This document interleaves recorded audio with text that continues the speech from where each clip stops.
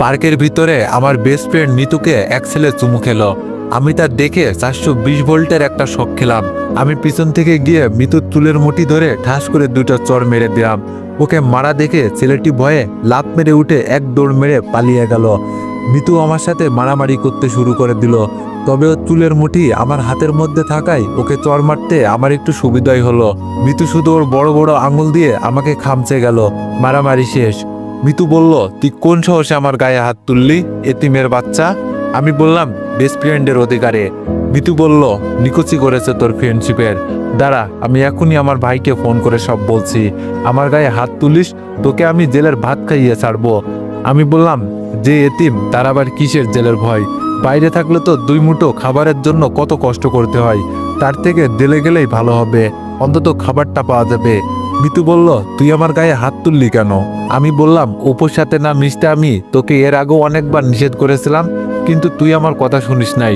ওর সাথে মিশে পার্কে বসে চুমাচুমি করছিস। মিতু বলল, আমার বিএফের সাথে চুমাচুমি করব না কি করব সেটা আমার পার্সোনাল ব্যাপার। আমি বললাম, ও তোকে নয়, তোর দেহকে ভালোবাসে, তোর বাবার টাকা পয়সাকে ভালোবাসে, অনেক মেয়ের সাথেই ওর সম্পর্ক আছে। মিতু আমার গালে চড় মেরে বলল, ওর নামে আর একটা বাজে কথাও বলবি না। তোর মতো 10টা ছেলে ওর বাসার চাকর, এতিমের বাচ্চা তোকে আমি মাথায় তুলে ফেলেছি, তাই আজ তোর এত বড় সাহস হয়েছে আমাকে মারার, নির্লজ্জ বেহায়া কোথাকার। আমি বললাম, যত ইচ্ছে গালি দে, আর শোন, আমি তোকে শুধু বেস্ট ফ্রেন্ড না, ভালোবাসি। মিতু আমার গালে আবারও চড় মেরে দিয়ে বলল, এই নে তোর ভালোবাসার উপহার। আমি গালে হাত দিয়ে দাঁড়িয়ে থাকলাম। মিতু আবারও আমার চড় মেরে চলে গেল। আমি জানি মিতু আমার উপর রাগ করে এইসব বলেছে। ও কখনো ওর ভাইকে ফোন করে এইসব বলবে না, কেননা এর আগেও অনেকবার ওর সাথে আমার মারামারি হয়েছে। আর ওর ভাই সব জেনেও আমাকে কিছু বলবে না, কেননা ওর ভাইয়ের জীবন বাঁচাতে গিয়েই আমার আপু আজ হাসপাতালে কোমায় পড়ে আছেন। চলুন তাহলে আপনাদের সবকিছু খুলে বলা যাক। মিতু যে আমাকে এতিম বলল, আসলে আমি এতিম নই। এই শহরে একজন নামকরা ধনীর ছেলে আমি, কিন্তু আজ আমার আব্বু থেকেও নেই। আমি যখন পেটে ছিলাম আর আমার আপুর বয়স যখন 5 বছর, তখন আমার আব্বু আমার আম্মুকে তালাক দিয়ে এক ধনী মেয়েকে বিয়ে করে নেন। এরপর একদিন আম্মু আমাকে জন্ম দিয়েই চলে যান না ফেরার দেশে। আমাকে কোলে করে নিয়েই আমার আপু মানুষের দ্বারে দ্বারে ভিক্ষা করে বেরিয়েছে। আমার বয়স যখন 5 বছর, তখন আমার আপু মানুষের বাসায় কাজ করে এনে আমাকে খাইয়েছেন। এভাবেই আপুর কাছে আমার মা বাবার আদরে বড় হতে থাকি। আমি যখন 9-এ উঠলাম, তখন আমার আপু মানুষের বাসায় কাজ করা ছেড়ে দিয়ে গার্মেন্টসে চাকরি নিল, কেননা আমার আপু ছিল অনেক সুন্দরী। বাসায় কাজ করতে গেলে অনেকে খারাপ নজর দিত। একদিন আমি এসএসসি পরীক্ষায় A+ পেয়ে আমি খুশিতে বাড়ি ফিরে দেখলাম আপু বাসায় ফিরে নাই। আপুর কাছে শুধু একটা ভাঙা বাটন ফোন রয়েছে। আমি পাশের বাসায় গিয়ে একটা ফোন চেয়ে আপুকে ফোন দিতেই এক ছেলে মানুষ ফোন ধরে হ্যালো বলল। আমি বললাম, আপনি কে? আমার আপুকে ফোন দিন। ছেলেটি বলল, তোমার আপু হাসপাতালে, তুমি এই হাসপাতালে চলে আসো। আমি গিয়ে দেখলাম আপু বেডে শুয়ে আছেন। ওর পুরো মাথায় চুলগুলো কেটে ফেলা, সাদা কাপড়ে ব্যান্ডেজ করা। আমি বললাম, আমার আপুর কি হয়েছে? মিতুর ভাই বলল, আমাকে সন্ত্রাসীর হাত থেকে বাঁচাতে গিয়ে তোমার আপু গুলি খেয়েছে। আমি মিতুর ভাইকে গিয়ে বলতে লাগলাম, আপনার জন্য আমার আপুর এমন হয়েছে, আমার আপুর কিছু হলে আপনাকে ছাড়বো না, আপু ছাড়া আমার আর কেউ নেই। মিতুর ভাই এসে আমাকে বুকের সাথে জড়িয়ে ধরে বলল, কে বলেছে তোমার কেউ নেই? আমি আছি, তোমার আপুর ভালো হতে যত টাকা লাগবে সব টাকা আমি দিয়ে চিকিৎসা করাবো। আমার জীবন বাঁচাতে গিয়ে তোমার আপু নিজের জীবন উৎসর্গ করতে দ্বিধাবোধ করেনি, আর আমি এগুলো করতে না পারলে আমাকে আল্লাহ কোনোদিনও ক্ষমা করবে না। ডাক্তার এসে একটা রিপোর্ট দেখে জানালেন উনি কোমায় চলে গেছেন। ভালো হওয়ার সম্ভাবনা নেই বললেই চলে, মাত্র 1%। আমি আপুকে জড়িয়ে ধরে কান্না শুরু করলাম। আপু কিছুই বলছে না। দেখলাম শুধু ওর চোখের কোণা দিয়ে 2 ফোঁটা জল বেরিয়ে আসলো। সেই থেকে মিতুর ভাই আমার আপুকে দেখার জন্য একজন নার্স রেখেছে এবং সমস্ত চিকিৎসার দায়িত্ব উনি নিয়েছেন।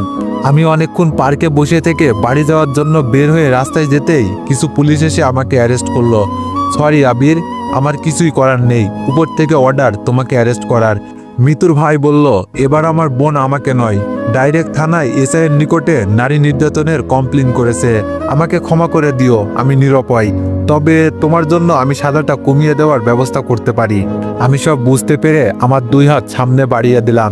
মিতুর ভাই আমাকে হ্যান্ডকাপ না পরিয়ে বলল, তার দরকার নেই, তুমি এমনিতেই চলো।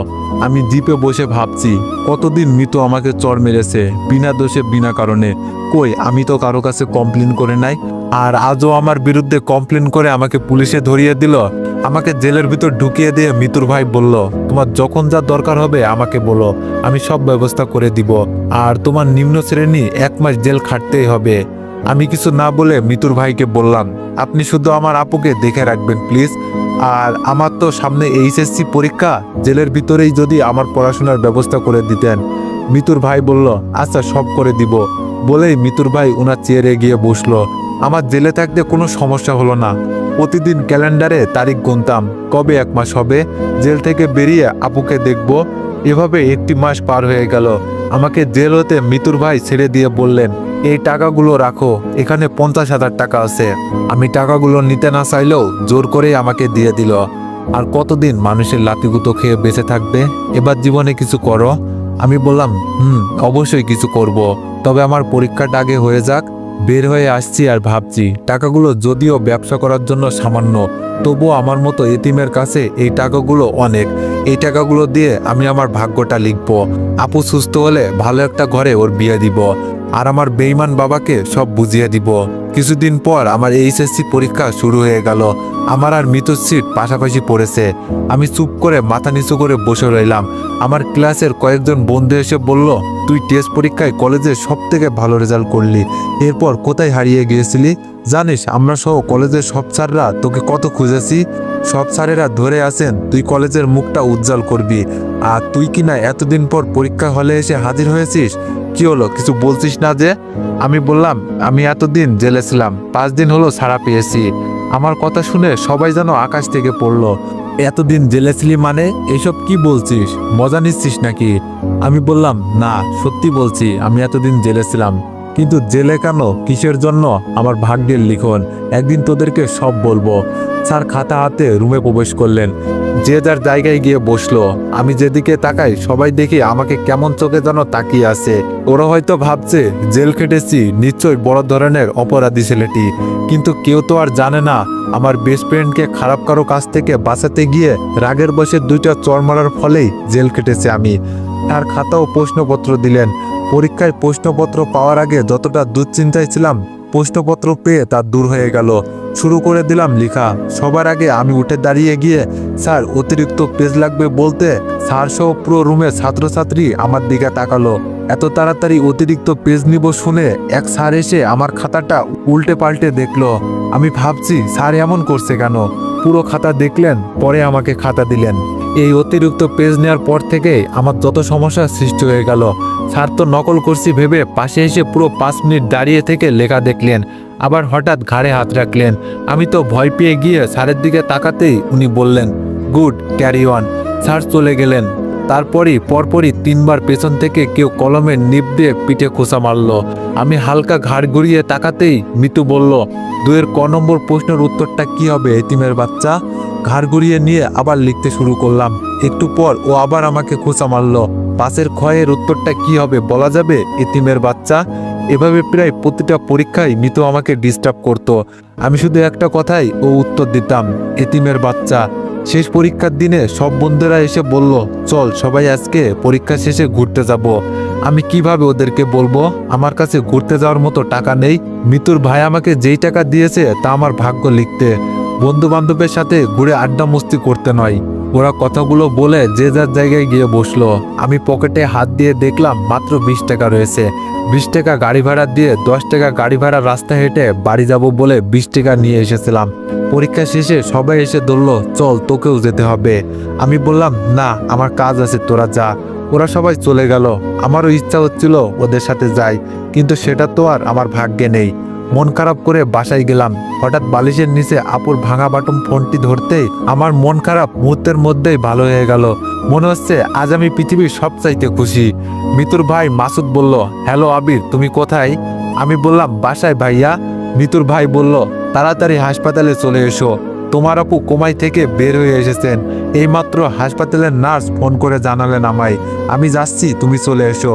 মাসুদ ভাইয়ার কথা শুনে আমার খুশিতেই চোখে পানি চলে আসলো।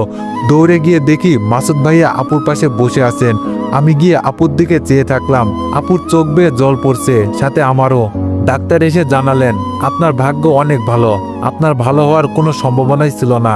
কিন্তু আল্লাহ পাকের দোয়ায় আর এই মানুষটার জন্য আজ আবার আপনি সুস্থ জীবনে ফিরে আসলেন। মাসুদ ভাই বলল, আচ্ছা আমি আসি তাহলে। আপু বলল, মাসুদ ভাইয়া চলে যাবে কি? আপু আমাকে ওনাকে ডাকতে বললেন। আমি ডাকতে মাসুদ ভাইয়া আবার আসলো। আপু ওনার এক হাত ধরে কান্না ভেজা কণ্ঠে বললেন, আপনার এই ঋণ আমি কোনোদিনও শোধ করতে পারবো না। মাসুদ ভাই বলল, এভাবে বলছো কেন? আমার জন্যই তোমার এই অবস্থায় পড়তে হয়েছিল। নিজের জীবন হতে কয়েকটা বছর হারিয়ে ফেলেছো, আমি ঋণী তোমার কাছে। মাসুদ ভাই বলল, চলো আমার গাড়িতে করে তোমাদের বাসা অবধি এগিয়ে দিয়ে আসি। আপুকে নিয়ে আমি পিছনে বসে আছি আর ভাবছি, মাসুদ ভাই সত্যি মানুষ নয়, ফেরেশতা। এমন একটা মানুষের হাতেই যদি আমার আপুটাকে তুলে দিতে পারতাম, তাহলে ভাই হিসাবে আমার আপুটাকে শ্রেষ্ঠ উপহার দেওয়া হতো আমার। বস্তির এক নোংরা জায়গায় গাড়ি থামাতে বলাই মাসুদ ভাইয়া অবাক হয়ে বললেন, এখানে গাড়ি থামাতে বললেন যে? আমি বললাম, আমরা এই বস্তিতেই থাকি, একটু ভিতরেই আমাদের বাসা, আর বাসা অবধি আপনার গাড়ি যাবে না। গাড়ি থেকে নেমে আমরা চলে আসতেই উনি আমাদের ডেকে বললেন, কোনো সমস্যা বা প্রয়োজন হলে জানাইও, ইনশাল্লাহ নিজের সর্বোচ্চ দিয়ে তোমাদের পাশে থাকবো। আপু মাথা নাড়ালো, উনি চলে গেলেন। আমি আর আপু আমাদের বাড়িতে চলে আসলাম। কয়েকদিন পর আপু আর আমি বসে থেকে প্ল্যান করছি কিভাবে আমাদের এই পরিস্থিতিটা বদলানো যায়। আপু বলল, আমরা আগে যেখানে থাকতাম ওখানে বাড়ি ভিটেটা বিক্রি করে দিই, যা হবে আর তোর কাছে যা আছে তা দিয়ে আমরা টাকাগুলো কাজে লাগিয়ে দিই ভাই। আমি বললাম, আপু ওই জমিটা বিক্রি করে সর্বোচ্চ 30,000 টাকা পাওয়া যাবে, এই দিয়ে কিভাবে কি করব আমরা? আপু বলল, ভাই আমরা ওই 30,000 টাকা আর তোর কাছে 50,000 দিয়ে আমরা একদিন ভাগ্যটা এমনভাবে লিখবো যা হয়তো কেউ কখনো স্বপ্নই ভাবতে পারবে না। আমি বললাম, কি করব আমরা? আপু বলল, দীর্ঘদিন আমার গার্মেন্টসে কাজ করার অভিজ্ঞতা আর আমার সাথে কাজ করা কিছু চেনা জানা মানুষ নিয়ে ছোট্ট একটা ওয়ার্কশপ নিয়ে আমরা আমাদের যাত্রাটা শুরু করব ভাই। আপু কি করতে চাইছে আমার মাথায় ঢুকলো না। আমি বললাম, আপু কিছু বুঝলাম না। আপু বলল, আমরা প্রথমে পুরনো কয়েকটি সেলাই মেশিন কিনবো, তারপর কিছু গার্মেন্টস কর্মীদের পার্ট টাইম এখানে কাজ করার জন্য সংগ্রহ করব। এরপর আমরা ছোটখাটো কাজ ধরবো এবং খুব সূক্ষ্মভাবে কাজ করব। আমি বললাম, আপু তাহলে মাসুদ ভাইয়াকে আমাদের জানানো উচিত, ওনার থেকে কিছু পরামর্শ নেওয়া উচিত। এমনিতে আপু আসার পর থেকে আমি যখন মাসুদ ভাইয়ার সাথে কথা বলতাম তখন আপু শুধু ওনার কথাই বলতো, উনি কেমন আছে জানতে চাইতো। আজ আবার ওনার কথা বলাতে আপু অনেক খুশি হয়ে গেল। আপু বলল, আচ্ছা তুই ফোন করে ওনাকে বল আমরা গিয়ে এক জায়গায় বসি। আমি ফোন দিলাম মাসুদ ভাইয়াকে, উনি আমাদের এক রেস্টুরেন্টে যাওয়ার কথা বললেন। আপু দেখছি সেই সাজুগুজু করেছে। আমার কিছুটা শখ হলো, আপু আগে থেকেই মাসুদ ভাইয়ের সাথে পরিচয় নেই তো, ওনাদের মাঝে কোনো সম্পর্ক আছে মনে করে আমার শখ হলো। আপুকে গিয়ে বললাম, আপু এত সাজুগুজু ব্যাপার কি? আপু বলল, ওনার সামনে আমরা যাব, একটু তো সাজুগুজু করতেই হবে। আমি বললাম, আপু উনি যদি তোমার প্রেমে পড়ে যায়? আপু বলল, চুপ, তুই অনেক দুষ্টু হয়ে গেছিস, চল এখন। আমি বললাম, আপু তোমাদের মাঝে গিয়ে আমি কি করব? তুই একাই যা। আপু বলল, দিব একটা চর, চল বলছি। আপু আমার হাত ধরে নিয়ে গেল। রেস্টুরেন্টে বসে আমি ওদের দুইজনের মাঝে বাধা হয়ে বসে থাকলাম। মাসুদ ভাইয়ার দৃষ্টি বলছে আমি যেন উঠে যাই, ওনার শুভ দৃষ্টিতে আমি যেন বাধা হয়ে আছি। আমি একটা বাহানা দিয়ে উঠে যেতে আপু আমার হাত চেপে ধরলো আর ছাড়লই না। মাসুদ ভাইয়ার সাথে সব কথা শেষ। উনি আমাদের পুরনো সেলাই মেশিন কিনে কাজটা তাড়াতাড়ি শুরু করতে বললেন। উনি হঠাৎ একটা কার্ড বের করে দিয়ে বললেন, মিতুর বিয়েতে তোমরা দুইজন অবশ্যই আসবা কিন্তু, এই নাও কার্ড। কার্ড খুলে দেখলাম মিতুর বিয়ে অপুর সাথে। আমি পুরোই শক খেয়ে গেলাম, এমন বাজে ছেলের সাথে মাসুদ ভাইয়া মিতুর বিয়ে কেন দিচ্ছে? আপু ছিল তাই মুখ ফুটে কিছু বলতে পারলাম না। বাসায় এসে কেমন যেন আমার মনটা ছটফট করছে। একসময় যখন এতিম বলে কেউ আমার সাথে মিশতো না, তখন মিতুই আমার সাথে মিশেছে, বন্ধুত্বের হাতটা বাড়িয়ে দিয়েছে। আর আজ মিতু তার জীবনটা একটা মানুষরূপী অমানুষের হাতে তুলে দিতে বসেছে। ওর বেস্ট ফ্রেন্ড হিসাবে আমার কি কিছুই করার নেই? অবশ্যই আছে, ওর চোখ থেকে অন্ধকারের পটিটা তুলে ফেলতে হবে। যে করি হোক এই বিয়েটা ভাঙতেই হবে। মাসুদ ভাইয়াকে ফোন দিলাম, উনি ফোন ধরলেন না। আমি ওনার থানায় গিয়ে সব বলে দিলাম এবং সত্যি কিনা তার প্রমাণ দিয়ে অপুর সাথে সম্পর্ক করা সব মেয়েদের সাথে ওনার কথা বলিয়ে দিলাম। বাসায় চলে আসছি আর ভাবছি, তুই আমার বেস্টু আর এমন লুচ্চারে বিয়া করবি? তা তো হবে না। দিছি ঠিক মতো বোম লাগাইয়া, এখন কেমন ফাটে তা দেখার বিষয়। বাসায় গেলাম একটু পর, আপু বলল তোর ফোন। আমি বললাম, কে আপু? আপু বলল, কি জানি একটা মেয়ে ফোন দিয়েছে, তোকে ছাড়া নাকি কারোর সাথে কথা বলবে না। ফোন ধরতেই এলো পাতারি গাল শুরু করে দিল, তোকে জেলের ভাত খাইয়েও কি শিক্ষা হয়নি? আবারও আমাদের পেছনে লেগেছি। তোর জন্য ভাইয়া অপুর সাথে আমার বিয়েটা ক্যান্সেল করেছে আর অপুকে জেলে পুরে দিবে বলেছে। অপু যদি কিছু হয় আমি আস্তে করে ফোনটা কেটে দিয়ে বলছি, তাইরে নাইরে নাইরে। অমনি আপু আমার কানের উপরে চিমটা টেনে ধরে বলল, রেস্টুরেন্টে এমন কেন করছিলি আমার মিষ্টি ভাই? আমি বললাম, আপু আস্তে লাগছে তো। তো এভরিওয়ান, এই গল্পটি অনেক বেশি ইন্টারেস্টিং হতে চলেছে। তো তোমাদের গল্পটি আশা করি অনেক ভালো লাগবে। যদি গল্পটি ভালো লেগে থাকে তাহলে সবাই একটু বেশি বেশি কমেন্ট করে জানাইও। ধন্যবাদ।